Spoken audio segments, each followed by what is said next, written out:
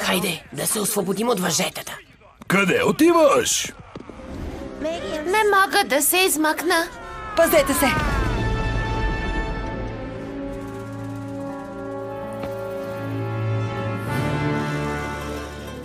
Време е за разплата. Прикривайте ме! С какво? Здрасти, Слим! Тихо, глупаци, имаме работа. Слушайте внимателно.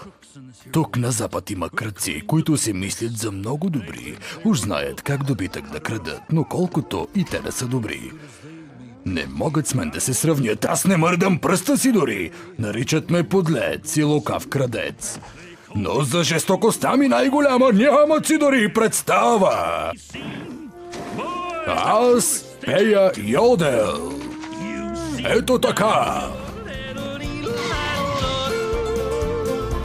Кражба по-приятна не намирам. Като пея йодел.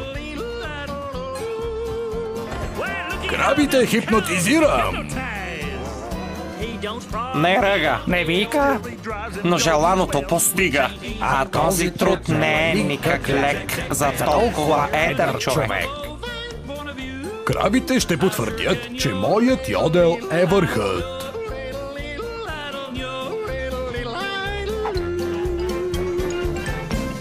Започваме, момчета! Подкарвам 5000 глави добитък!